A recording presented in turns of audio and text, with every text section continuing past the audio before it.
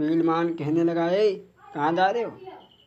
अरे इस हाथी को हटा दो और फिर चाहे जहाँ चले जाओ।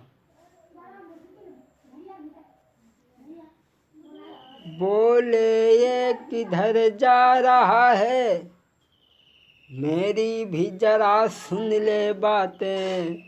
हाथी को अलग हटाई करके फिर चाहे जहाँ चले जाइयो। हाथी को यहाँ से हटा करके फिर चाहे जहाँ चले जाइयो। कहने लगा हाथी को हटा दो फिर चाहे जहाँ चले जाओ।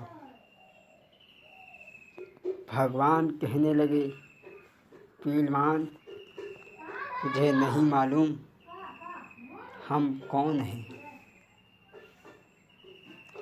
हम झुके और इस कदर झुके जैसे भेड़ी झुकी जाती है। हम झुके और इस कदर झुके जैसे भेड़ी झुकी जाती है। हम उभरे तो ऐसे उभरे जैसे ज्वाला उभर आती है। कहीं दे तेरे हाथ की सूंड पकड़ी, तेरी हाथ की गेंद बनाई डारे। कहीं दे एक ही धड़ाके में ब्रह्मांड को अब हिलाई डारे। भगवान कहने लगे, धोबी भगवान कहने लगे, पीलमान छोड़ दे अपने हाथी को। हाथी छोड़ दिया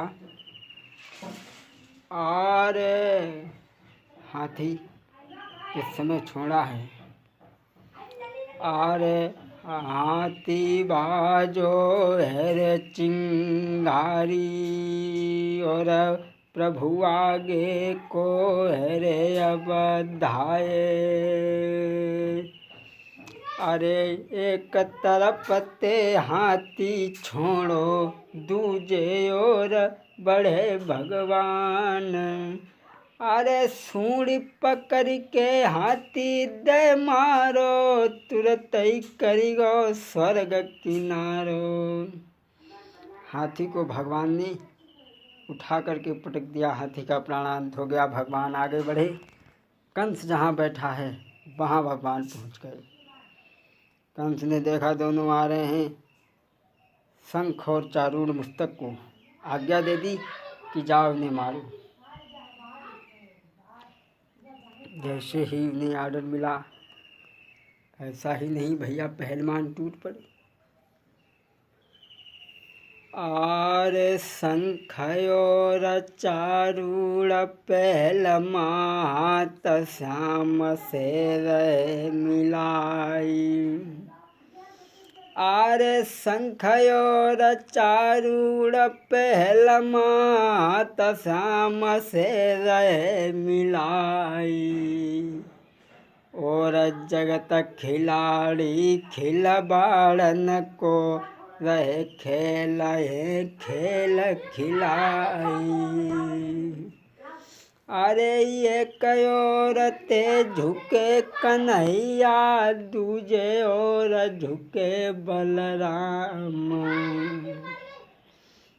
अरे भौ इतनो भारी जो जनता हुई गई दुखी अपार।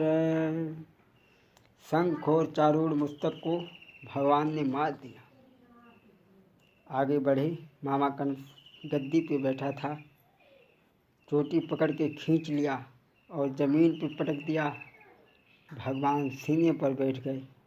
कहने लगे, मामा याद कर वो दिन तूने मेरी मैया के केस पकड़े करके रथ से नीचे खींचा था। याद कर वो दिन।